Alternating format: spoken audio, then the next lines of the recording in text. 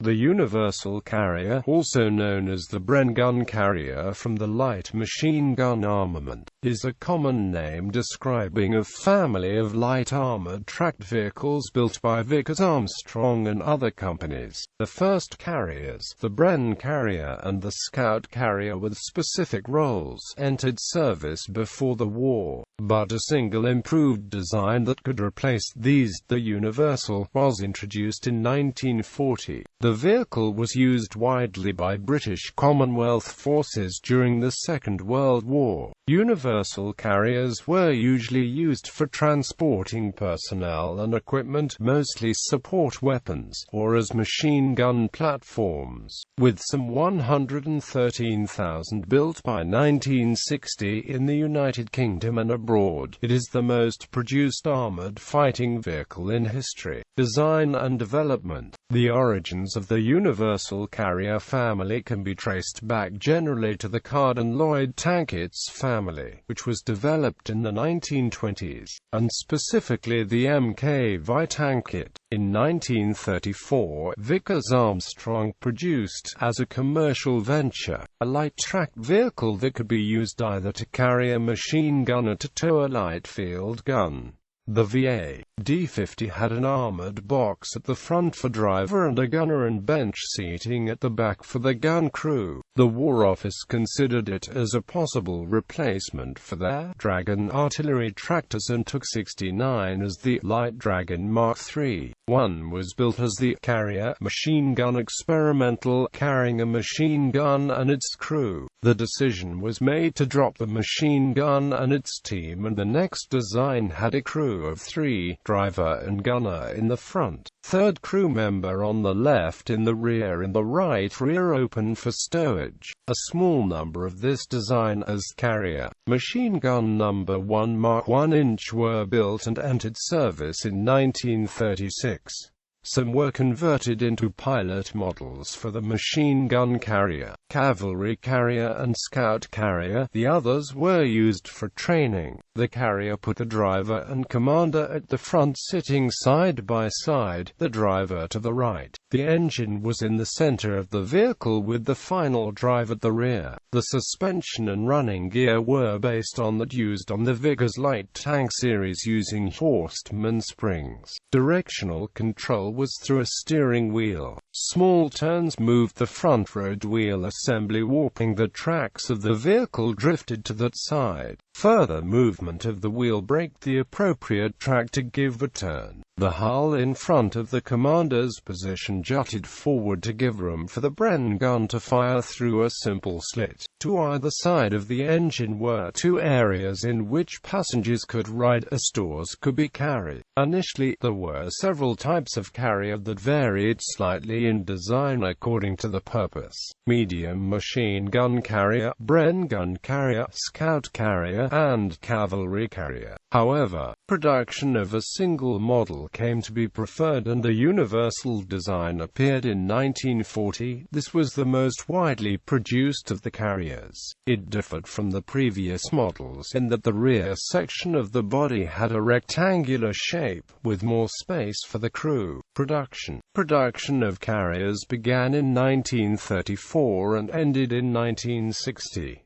Before the Universal design was introduced, the vehicles were produced by Aveling and Porter. Bedford Vehicles, the British branch of the Ford Motor Company, Morris Motors Limited, the Sentinel Wagon Works, and the Thornycroft Company. With the introduction of the Universal, production in the UK was undertaken by Aveling, Barford, Ford, Sentinel, Thornycroft, and Wolseley Motors. By 1945, production amounted to approximately 57,000 of all models, including some 2,400 early ones. The Universal carriers, in different variants, were also produced in Allied countries. Ford Motor Company of Canada manufactured about 29,000 vehicles known as the Ford C01 UC Universal Carrier. Smaller numbers of them were also produced in Australia. Warehouses were made in several several places in Victoria and by South Australian Railways workshops in Adelaide, South Australia. About 1,300 were also produced in New Zealand. The United States of America manufactured universal carriers for Allied use with GA and GAAV-8 Ford engines. About 20,000 were produced. Operational history. The Universal Carrier was ubiquitous in all the theatres of war during the Second World War with British and Commonwealth armies, from the war in the East to the occupation of Iceland, although the theory and policy was that the carrier was a firepower transport, and the crew would dismount to fight. Practice differed. United Kingdom. The 7 mechanized divisional cavalry regiments in the BEF during 1939-1940 were equipped with scout carriers, 44 carriers and 28 light tanks in each regiment. There were 10 Bren carriers in each infantry battalion in the same period. The Reconnaissance Corps regiments, which replaced the cavalry regiments in supporting infantry divisions after 1940, were each equipped with 63 carriers, along with 28 Humber Scout cars. Universal carriers were issued to the support companies in infantry rifle battalions for carrying support weapons. A British armoured division of 1,941 had 109 carriers, each motor battalion had 44. The British carrier platoon originally had 10 universal carriers with 3 carrier sections of 3 universal carriers each plus another universal carrier in the platoon HQ.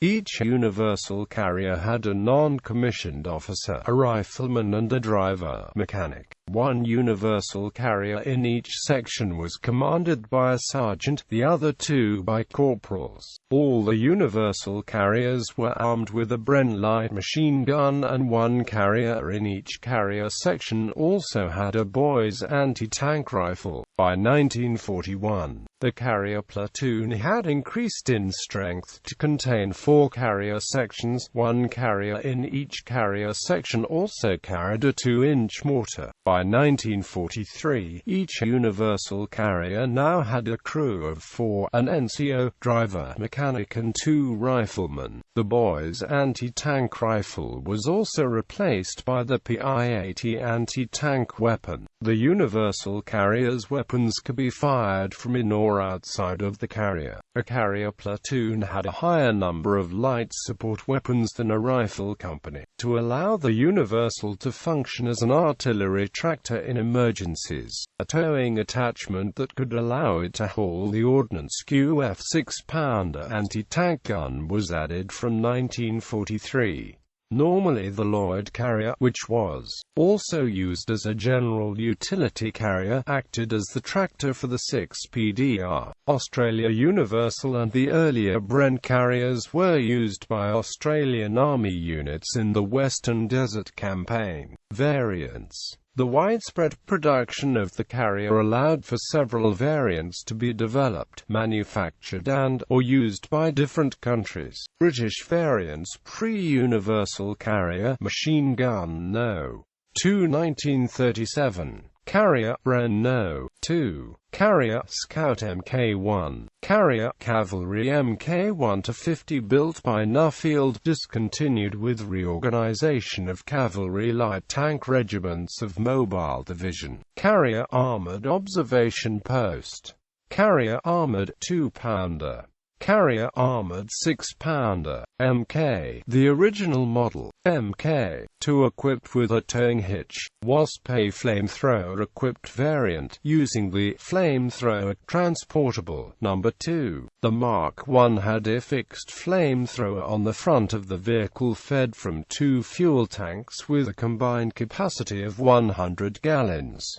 1000 produced. The Mk2 had the projector in the co-driver's position. The Mkic had single 75-gallon fuel tank on the rear of the vehicle outside the armor protection, allowing a third crew member to be carried. Praying Mantis. The Praying Mantis was an attempt to produce a low-silhouette vehicle that could still fire over obstacles. A one-man design based on carbon-Lloyd suspension was not adopted, but the inventor was encouraged to design a two-man version. This version appeared in 1943 and was based upon the Universal Carrier. The hull was replaced with an enclosed metal box structure with enough room for a driver and a gunner lying prone. This box, pivoting from the rear, could be elevated. At the top end was a machine gun turret. The intention was to drive the Mantis up to a wall of hedgerow, elevate the gun, and fire over the obstacle from a position of safety. It was rejected after trials in 1944. A Mantis survives in the Tank Museum. Australian variants carrier, machine gun, local pattern, No. Also known as LP1 carrier. Australian production similar to Bren carrier but welded and some minor differences. Universal carrier MG, local pattern No. Also known as LP2 carrier. Australian-built variant of the Universal carrier, also produced in New Zealand. Used 1,938–1,939 Ford commercial axles. The 2A had 1944 truck axles. 2-pounder anti-tank gun carrier. The carrier anti-tank 2PDR or carrier 2PDR tank attack was a heavily modified and lengthened LP2 carrier with a fully traversable QF 2-pounder anti-tank gun mounted on a platform at the rear, and the engine moved to the front left of the vehicle. Stowage was provided for 112 rounds of 2PDR ammunition. 200 were produced and used for training. 3-inch mortar carrier. The carrier 3-inch mortar was a design based on the 2-pounder carrier with a 3-inch mortar mounted in place of the 2-pounder, designed to enable the mortar to have 360-degree traverse and to be fired either from the vehicle or dismounted. 400 were produced and were ultimately sent as military aid to the nationalist Chinese army. Canadian variants carrier 2PDR equipped. Canadian modification to mount 2PDR gun. 213 used for training. Wasp Mkic Canadian version of the Wasp flamethrower variant. Windsor carrier. Canadian development with a longer chassis extended 76 cm and an additional wheel in the aft bogie. The carrier, Universal T16 Mark I, was a significantly improved vehicle based upon those built by Ford of Canada, manufactured under Lend-Lease by Ford in the United States from March 1943 to 1945. It was longer than the Universal with an extra road wheel on the rear bogie. The engine was a Ford Mercury delivering the same power. Instead of the steering wheel controlling the combination brake warp mechanism, the T16 had track brake steering operated by levers. During the war, it was chiefly used by Canadian forces as an artillery tractor.